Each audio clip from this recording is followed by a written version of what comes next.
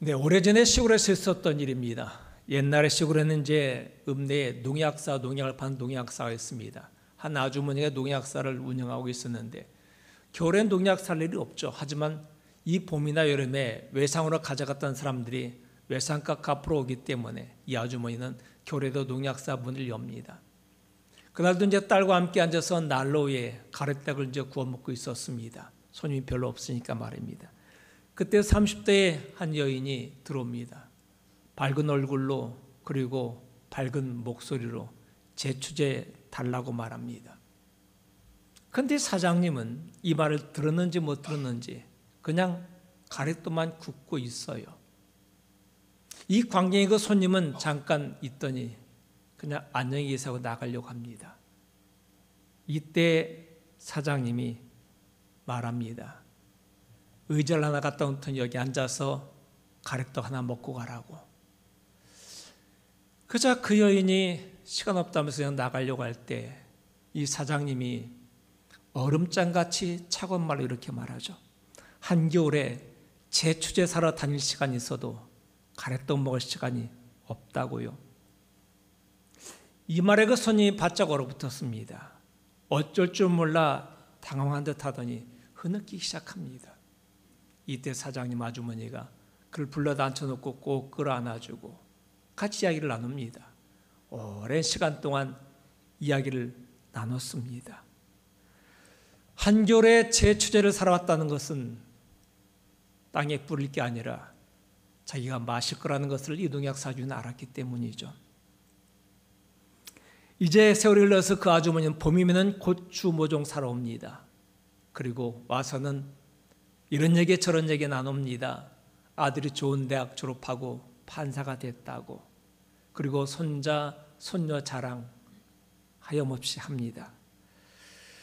만일 그때 그해 겨울 흔들리던 이 여인을 잡아주는 사장님의 따스한 손길이 없었더라면, 울고 싶은 그녀를 끌어안아주는 그 품이 없었더라면, 함께 나눴던 대화의 시간이 없었더라면 아마 오늘 이 기쁨의 시간도 없었을 것이라 생각되어집니다. 그래요. 우리가 살아가는 날들을 보면은 때로는 추운 겨울, 혹독한 겨울을 만나기도 하지만 그때 누군가의 따스한 손길 때문에 춥다 느끼지 않고 즐겁다 생각하며 지나갈 수 있을 것입니다. 하지만 그 순간 이걸 잡아줄 무엇이 필요합니다. 그 순간 나를 붙잡아줄 그 무언가가 필요합니다. 이 무언가가 무엇일까요? 지금도 여전히 사람들은 흔들리며 살아가고 있습니다. 여전히 힘들게 살아가고 있습니다. 그럴지라도 누군가가 따스한 손 한번 내밀어 준다면 생각 고쳐 먹을 수 있을 거예요. 울고 싶어도 울 수 없는 세상, 눈물 보이면은 그냥 얕잡히고 짓밟힐 것 같아 그냥 꿀꺽 삼켜버린 이 세상에서 그들에게 울 수 있는 시간과 공간만 준다 한다면 아마 그들은 훨씬 더 겨울을, 이 추운 겨울을 따뜻하게 힘있게 보낼 수 있을 겁니다. 제자들도 그랬습니다. 우리가 생각할 때 제자들은 바로 예수님께서 십자가에 달려 돌아가실 때에 절망 가운데 빠졌고 모든 것이 끝났다 생각하고 털썩 주저앉았습니다. 그렇다면 이제 주님께서 다시 죽음 가운데 살아나셨다면 이 살아나신 한 가지만으로도 소망 가운데 벌떡 일어나야 되지 않을까요? 근데 우리가 성경 읽다 보면요, 부활하신 다음에 제자들의 분위기가 그냥 침통한 분위기 그대로예요. 뭔가 생기가 넘치고 자신감이 넘치고 이런 게 아니라 그냥 잠잠합니다. 폭풍 전야처럼 말입니다. 왜 그럴까요? 복음서를 읽으면서 느꼈던 것이 바로 이겁니다. 신나게 뛰쳐나가서 예수님 다시 살아나셨다고 외쳐야 될 텐데 그게 아니더라는 것입니다. 오늘 요한복음의 맨 마지막 부분, 부활하신 다음에 예수님께서 갈릴리 바다에서 제자들을 다시 만납니다. 이 제자들을 그랬어요. 부활하신 주님을 만났고 확인했음에도 불구하고 여전히 침통한 분위기, 절망스러운 분위기, 이 가운데 살고 있다는 것입니다. 오늘 우리 많은 성도들이 예수 부활했다고 그렇게 믿고 있고 알고 있고 외치면서도 삶의 현장에서는 부활의 분위기가 전혀 느껴지지 않고 한겨울 추운 날 제추제 살아가는 사람처럼 마음속에 우울함과 암울함과 아픔만 가득한 채 안고 살아간 것은 아닌지요? 과연 무엇이 문제일까? 오늘 우리는 바로 이 베드로와 예수님의 만남의 장면을 통해서 우리가 잃었던 부활의 신앙을 다시 한번 되찾기 바랍니다. 예수님께서 부활하신 사건을 믿지 않는 사람은 없습니다. 크리스찬 가운데 말입니다. 하지만 중요한 것은 이렇게 믿으면서도 여전히 내 삶의 현장은 부활하기 이전 상황, 십자가 그리고 무덤 같은 상황, 이 상황이 지속되고 있다는 거죠. 이제 우리는 무덤을 끝내고 다시 부활의 아침을 맞이하면서 우리 삶의 현장이 되살아나야 되지 않을까요? 오늘 본문 말씀은 바로 예수님께서 이 갈릴리 바다에 고기 잡으러 나갔던 베드로, 그날 새벽에 그들을 찾아가 만나십니다. 부르십니다. 그리고 함께 생선과 조반 나누신 다음에 말씀하신 거죠. 베드로에게 부탁하며 베드로야 내 교회를 부탁한다. 제가 어떻게 해요? 이렇게 말한 이 베드로에게 너 나 사랑하지? 세 번째 물으시면서 교회를 의탁합니다. 그러고 난 다음에 주신 말씀이 오늘 말씀의 대화죠. 오늘 대화의 주제는 한마디로 이겁니다. 나를 따르라. 부활하신 주님께서 하신 말씀, 얘들아 절망 가운데 살지 말고 소망 가운데 살아라도 아니었습니다. 이젠 믿음 가지고 살자도 아니었습니다. 예수님 말씀은 하나입니다. 나를 따르라. 요한복음 전체의 주제이기도 해요. 요한복음 1장에 예수님께서 제자들을 만나시면서 하신 말씀 뭡니까? 간단합니다. 나를 따르라. 이제 마지막 부활하신 다음에 승천을 앞두고 나서 또 하신 말씀 무엇입니까? 나를 따르라. 이것은 믿을 때나 그리고 믿고 난 다음에도 예수님의 십자가의 죽음 앞에서도 부활 앞에서도 여전히 우리에게 주신 말씀입니다. 나를 따르라. 사실 제자들은 3년간 주님을 따랐잖아요.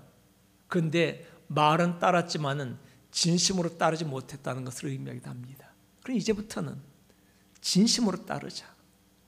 전심으로 따라라, 이런 말씀이 될 것입니다. 그래 여러분, 우리가 주님을 제대로만 따라간다면은, 이 부활의 신앙을 제대로만 붙잡고 있다면은 우리는 흔들리는 세상 속에서 다시 일어날 겁니다. 그리고 우리 삶은 다시 꼽힐 거예요. 엊그제 마지막 방송하면서 앞에서 말씀드렸던 농약사 이야기를 했습니다. 한 분이 사연을 주셨어요. 자기가 알고 있는 가까운 집사님도 제 주제를 마셔버렸다는 것입니다. 그래서 하는 말씀이 우리가 예수를 믿어도 이런 일이 있다는 것 자체가 참 서글프고 가슴이 아프다고. 맞아요 여러분, 예수 믿는 사람에게도 아픔은 있고 때로는 견딜 수 없는 현실도 있기 마련입니다. 하지만 그때 우리가 선택할 수 있는 것은 제 주제가 아니길 바랍니다. 도리어 이 시장을 다시 한번 붙잡는다면 우리는 그러한 선택보다는 바른 선택을 할 수 있게 될 것입니다. 앞에서 말한 이 30대 여자가 참 따스한 이 농약사 주인을 만나지 못했더라면, 다른 농약사로 갔더라면 아마 그 이상 거기서 끝났을 것입니다.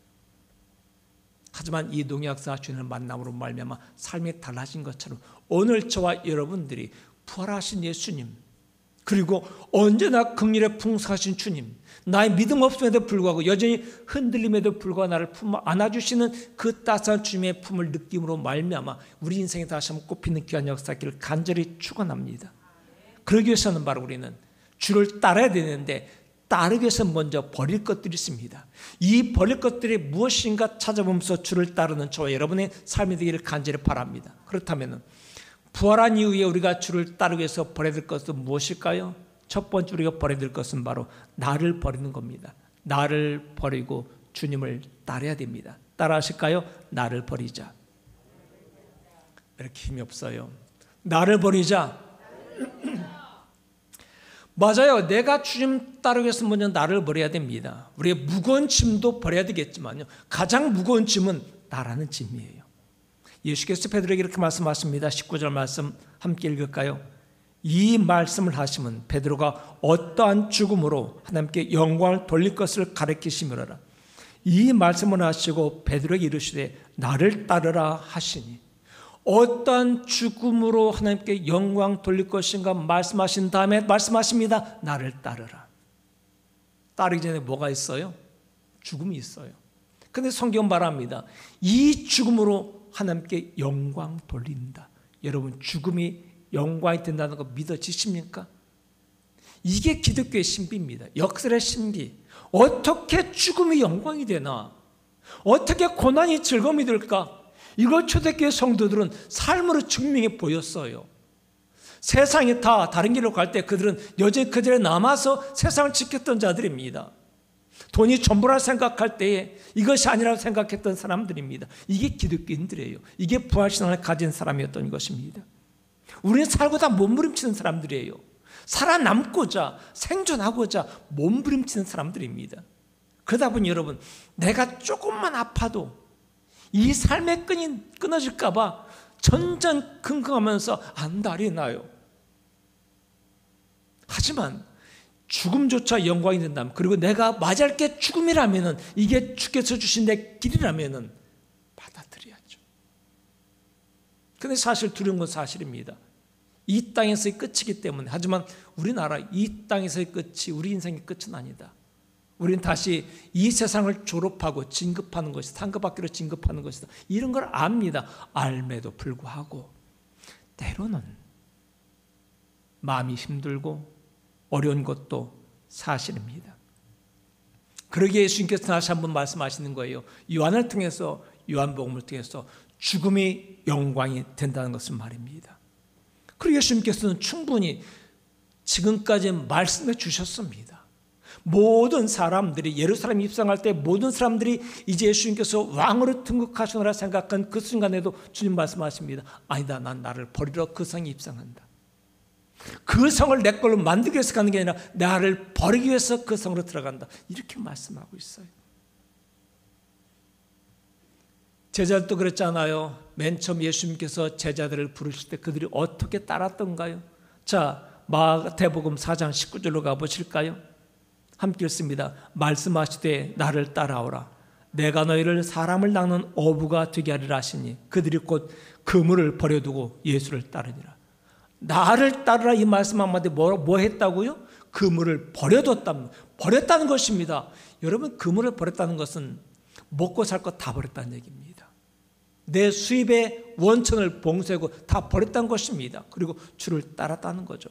모든 걸 버렸다는 것은 곧 죽음을 의미합니다. 나를 내던지고 주를 따르겠다는 것입니다. 이랬던 제자들이잖아. 그런데 이랬던 제자들이 다시 그물을 잡았어요. 버렸던 그물을 다시 잡았습니다. 왜? 마음속에 회의가 생겨요. 자신감이 사라졌어요.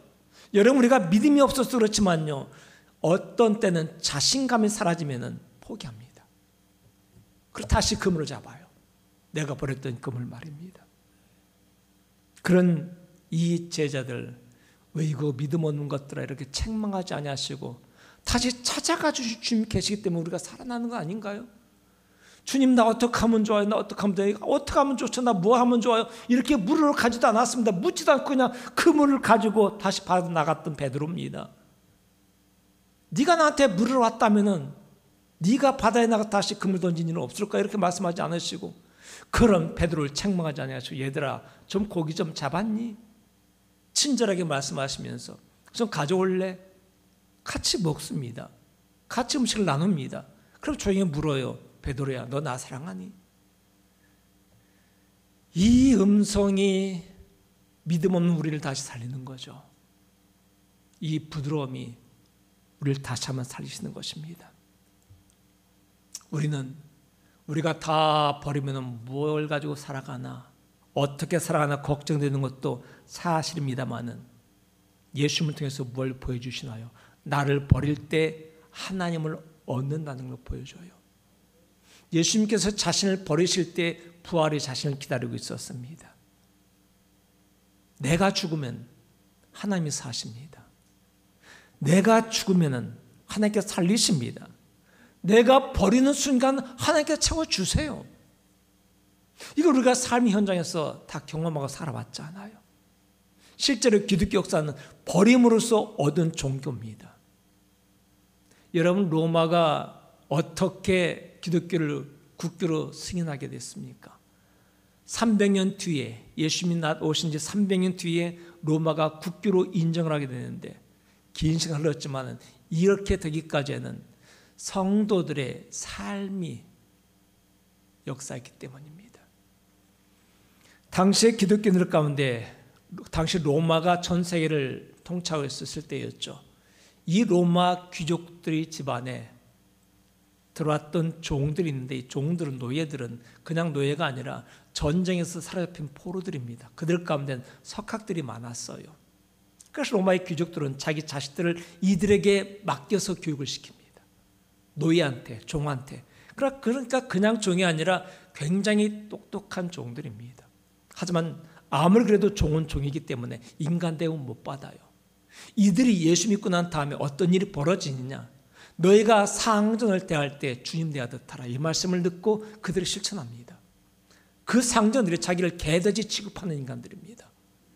자기 나라에서 그래도 존경받던 사람들인데, 존경받던 교수였고 존경받던 위인이었는데, 이 별것도 아닌 인간한테 인간 대우 못 받고 살 때 얼마나 이가 갈릴 거예요. 얼마나 복수하신 마음이 생겼겠습니까마는 주의 말씀 듣고 주님 대하듯 합니다. 주인들이 어떤 때는 혹시 미친 것 아닌가 이렇게 생각할 것입니다. 하지만 한 달, 두 달, 1년, 2년, 10년이 흘러가도 그것이 변천차, 이것이 진실임을 알아차립니다. 그리고 그들 때문에, 노예 때문에 주인들이 마음이 변화돼서 그들이 다시 예수 믿게 됩니다. 이 주인이 나와서, 귀족들이 나와서 예수 믿다 보니 성경이 그렇게 말합니다. 주인 상전들아, 너희 종들을 대할 때 주님 대하듯 하라. 이 말씀을 그대로 실천해요. 그래서 당시에 계급이 분명한 사회에 상전과 종이라는 분명한 이 엄격한 구별이 있던 사회도 종과 상전의 관계가 아름다운 형제의 관계로 이렇게 바뀐 겁니다. 당시의 로마는 힘으로 살았던 시대입니다. 요즘이 그렇죠. 권력, 힘, 돈, 지식, 모든 게 힘입니다. 이게 있어야만 살아가는 세상입니다. 이런 세상에서 겸손 떠는 것, 이것은 죽음을 의미하기도 해요. 로마 시대가 그랬습니다. 하지만 이렇게 힘으로 통치하던 시대가 점점 더 시간 흘러가면 사람들의 마음이 강팍해지고 사막화됩니다. 그런데 한 곳에서 꽃이 피기 시작해요. 한 가정에서 웃음소리가 흘러나옵니다. 남자는 모든 권력을 다 가졌기에 여자를 버릴 수도 있고 아내를 버릴 수도 있습니다. 다른 여자한테 들고 또 살 수 있습니다. 자식들 버려도 괜찮습니다. 이렇게 차갑고 암울한 사막 같은 지방이 어느 한 가정에서 웃음소리가 흘러나오기 시작합니다. 아내와 평생 해로를 합니다. 자식을 끔찍이 아끼며 살아갑니다. 그걸 본 사람들은 처음에는 우습게 여겼지만 이것이 인간산 사랑을 알게 된 다음부터 로마가 칼을 벌이기 시작하는 거죠. 그리고 크리스찬들로 말미암아 로마 사회가 바뀌는 겁니다. 여러분, 그 대단했던 권력과 힘의 상징이었던 로마가 기독교를 받아들인 데는 이 기독교야말로, 이 신앙야말로 사람을 살리는 것임을 알았기 때문이죠. 복음의 삶이 로마를 바꾼 겁니다. 힘이 아닙니다. 재력도 아니고요. 아주 오래전에 인터넷에 이런 글이 떠 있습니다. 한 식당이 이야기인데, 이 식당에서는 햄버거를 시키면 만두가 나온다든지 라면 시키는데 돈가스가 나온다든지 이런 식당입니다. 그런데 그 정도는 차라리 양호해요. 주문했는데 안 나와요, 끝까지. 이렇게도 합니다. 그런데도 불구하고 손님들의 발길이 끊어지지 않아요. 그 식당 이름이 뭔지 압니까? 간판에 이렇게 써입니다. 주문 실수 넘치는 식당. 주문 실수투성이에요. 사실은 여기에서 일하는 분들이 전부 치매 할머니들입니다. 주문 받습니다. 할머니 여기 돈가스 2개요? 네, 알았습니다. 가다 까먹어요.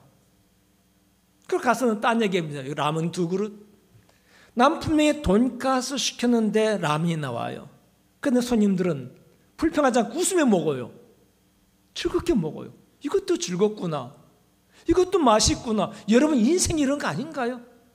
우리는 따집니다. 그리고 철저하게 우리는 공격하려고 합니다. 내 뜻대로 안 되면은 별점 안 주고 댓글 테러하고. 요즘 세상 이래요.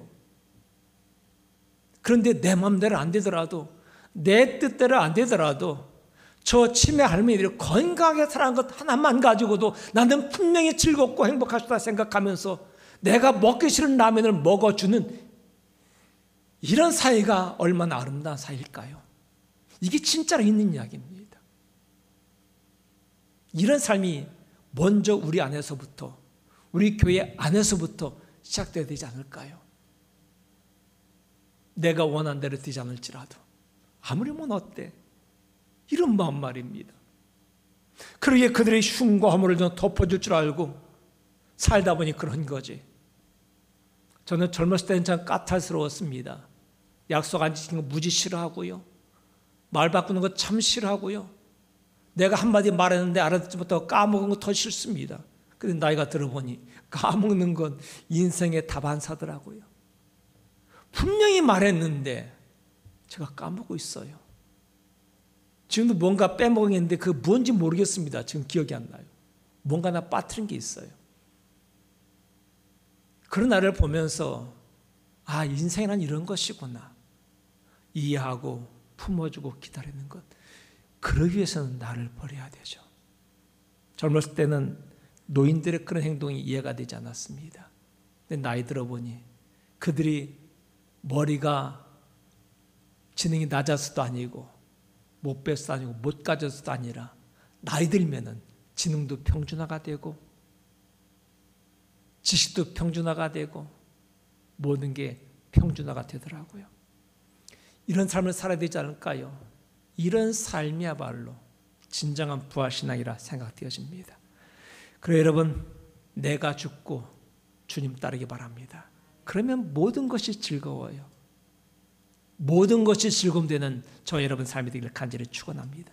이제 우리가 두 번째 버려야 될 것은 바로 남을 버리고 주님을 따르는 겁니다. 나를 버리고 난 다음에 남도 버리자고요. 자, 따라하시 바랍니다. 남도 버리자. 다시 한번 남도 버리자. 이 말은 다시 한번 말하면요, 남과 비교하지 말라는 것입니다. 관심 갖지 말라는 얘기가 아니에요. 비교하지 말라. 자, 예수님께서 베드로에게 말씀하십니다. 네가 어떠한 죽음으로 하나님께 영광 돌릴 것인가 말씀하고 나자 베드로가 이 말씀 듣고 나서 아멘 해야 될 텐데 베드로는 묻습니다. 주님, 그렇다면 이 사람은 어떻게 되겠습니까? 요한은 이걸 설명합니다. 이 사람은 예수님께 기대어 나를 팔 자가 누구냐고 묻던 자더라. 요한은 자기 이름을 밝히지 않아요. 근데 주님의 사랑받는 제자, 그러면서 주님 품에 기댔던 제자, 자기입니다. 베드로가 요한을 좀 지목하고 묻습니다. 주님, 이 요한은 어떻게 될까요? 참 요한이 궁금해요. 내가 어떠한 죽음으로 죽을 것인가를 듣자 그렇다면 쟤는요. 이 말이 먼저 나와요. 이 말에 예수님께서 뭐라고 말씀하십니까? 22절 말씀 같이 볼까요? 함께 읽습니다. 예수께서 이르시되 내가 올 때까지 그를 머물게 하고자 할지라도 내게 무슨 상관이냐? 넌 나를 따르라 하시더라. 내가 다시 재림할 때까지 요한이 여기 땅에 있을지라도 이 말입니다. 그러자 제자들은 나가서 이 말 듣고 나가서 하는 말이 야, 요한은 안 죽는데 이렇게 말했습니다. 여러분 지금 여기서 키포인트가 뭡니까? 중요한 키워드가 뭐예요?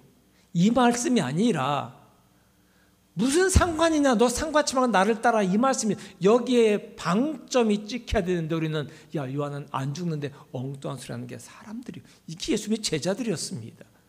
저는 교인들이 이런 거 말하는 걸 보면서 도무지 이해가 안 됐는데 이 제자들을 보면서 좀 이해합니다. 이게 인간이었구나. 그래요. 지금 여기서 중요한 것은 이겁니다. 그건 네가 상관할 바니다. 베드로의 인생은 베드로의 인생이고 요한의 인생은 요한의 인생이다. 같을 수 없다, 이런 얘기입니다. 근데 우리는 어떻게 생각합니까? 누가 더 오래 살을까? 여러분 요한과 베드로 중에서 누가 더 오래 살았죠? 몰라도 돼요. 그게 중요한 거 아니니까요.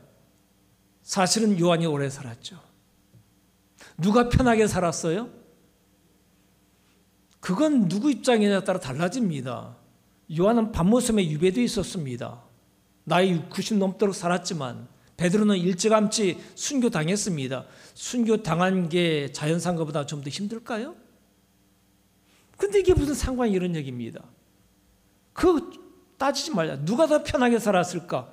이거 따지지 말자. 여러분 각자에게는 각자의 삶이 있어요. 저의 삶이 있고 여러분의 삶이 있습니다. 다 달라요. 사는 주도 다릅니다. 가지고 있는 것도 다릅니다. 다 달라요. 그런데 우리는 남들이 가진 거 나도 갖고 싶다.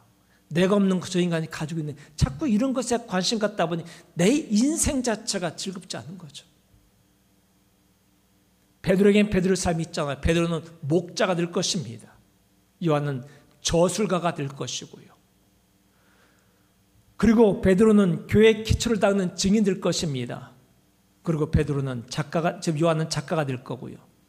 베드로는 순교의 순환 가운데 죽음을 맞이할 것이며, 요한은 오랫동안 살다가 고요하고 평안하게 자연사하게 될 것입니다. 각자에게는 각각의 독특한 삶이 있다는 것입니다. 사는 방식도 다르고 기한도 다르지만은 똑같은 사실 하나, 다 다르지만 똑같은 사실 하나, 나를 따르라 이것입니다. 어떠한 방식으로 따를 것인가 다 달라요. 그러나 중요한 것은 바로 주님을 따릅니다. 베드로는 십자가를 치면서 주님을 따랐고요. 요한은 밤무섬에서 주님을 따랐습니다.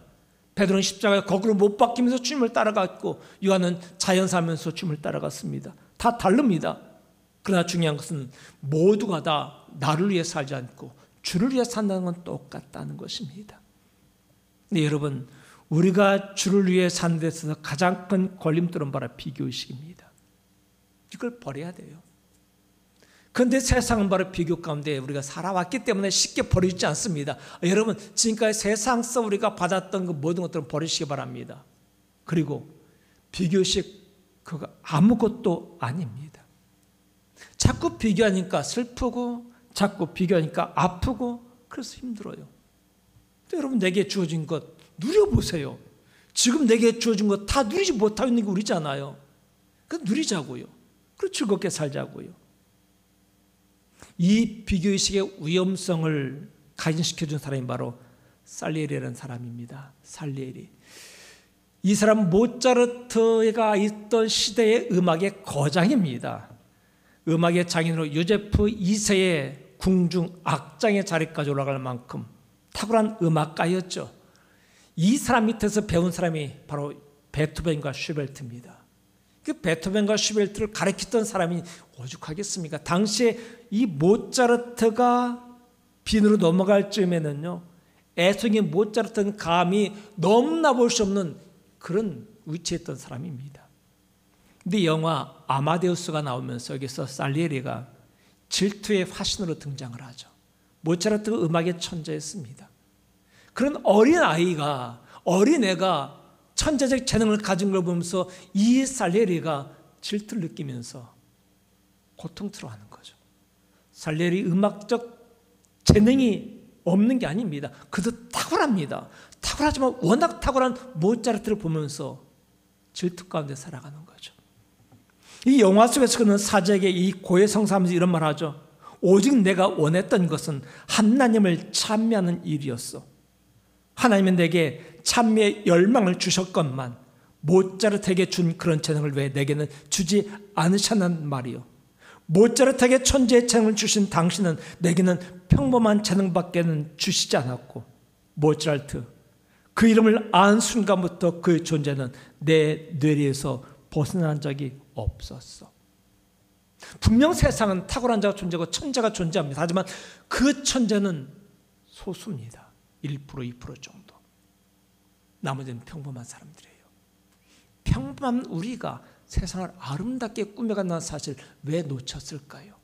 그건 바로 비교의식 때문이죠. 내가 쟤보다 나아야 된다는 비교의식, 우리 교회가 저 교회보다 훨씬 커야 된다는 비교의식 때문에 작은 교회가 여전히 숨소리 죽인 채 웅크리고 살아가는 것입니다. 여러분, 웅크리지 마세요. 작은 교회라고 작은 게 아니잖아요. 작은 교회라 믿음조차 작은 건 절대 아닙니다. 우리에게는 우리의 길이 있고 우리의 삶의 방식이 있습니다. 중요한 것은 이렇든 저랬든 간에 우리는 주를 따르겠다는 것입니다. 우리가 바라보는 것 주님만 바라보는 것이지 옆에 교회 보지 않습니다. 단 옆에 교회 신음소리 들릴 때 우리는 찾아가서 손 내밀 겁니다. 우리가 주님을 따르기 위해서는 나도 버려야 됩니다. 그리고 남도 버려야 돼요. 욕망으로 가득 찬 나도 버리고 비교식으로 가득한 남도 버리고 오직 주님만 바라보고 나가길 바랍니다. 여러분에게 그림 하나 소개하면서 말씀을 마무리하려 합니다. 그림을 좀 띄워주실래요? 이 그림은 바로 고리대금 업자와 그의 아내라는 제목의 그림인데 1514년 16세기죠. 1514년 쿠엔틴 마시스가 그린 작품입니다. 이 당시가 살던 벨기에 안트베르펜은 16세기 유럽 제일의 무역항이자 상공업 중심지였습니다. 그 외국인들이 많이 들어다보니 환전업이 필요합니다. 그리고 고리대금으로 큰 부를 축적하는 사람들이 늘어났고 이 부를 축적한 사람들이 호화로운 고급 저택을 지으면서 부르주아의 삶을 누렸죠. 이 그림은 그런 배경 속에서 그려졌습니다. 보십시오. 이들의 의상을 보면은 고급 의상입니다. 부가 느껴집니다. 그래서 지금 남자는 뭘 보고 있습니까? 그 앞에는 동전, 각종 귀금속들이 놓여 있고 지금 귀금속 하나를 열심히 바라보고 있습니다. 그 다음에 오른손 잘 보일지 모르겠습니다. 오른손 손등에 핏줄이 보이십니까? 화가는 핏줄을 이렇게 그려 넣으면서 이 금화를 쥐고 있는 손, 집착을 보여줍니다. 그리고 얼마나 집중했는지 입술은 꼭 다물고 있죠. 그래서 말라 보입니다. 여러 장면들이 있습니다. 그 뒤에 머리 위에 빨간 사과가 보이나요? 이 빨간 사과는 바로 죄를 상징합니다. 앞에 촛대에 촛불이 꺼지는 것은 죽음을 상징하기도 하고요. 많은 소품들을 통해서 화가는 여러 가지 상징물을 세워놨습니다. 그런데 그 안에를 좀 보시기 바랍니다. 아내의 손에 든 것이 기도서입니다. 경건서적입니다. 경건서적을 놓지 않습니다. 붙들고 있습니다. 그러면서 남편에게 시선이 가 있는 것은 다시 말해 내가 신앙 따라 살고 싶고 내가 주님 따라 살고 싶은데도 불구하고 여전히 내 마음 하나는 남편이 갖고 있는 저 금은 보화에 가 있다는 것을 좀 보여주고 있는 거죠. 그래서 가장 중요하게 여기는 것, 이 화가가 가장 중요하게 여기는 것은 바로 책 옆에 놓여 있는 볼록 거울입니다. 다음 장면 넘겨보실래요? 이 볼록 거울 확대하면요, 거기에 창문이 보이는데 창문에 뭐가 먼저 보이나 여러분 눈에는? 창틀에 십자가가 먼저 보이죠. 맞습니다. 하나의 상징물입니다.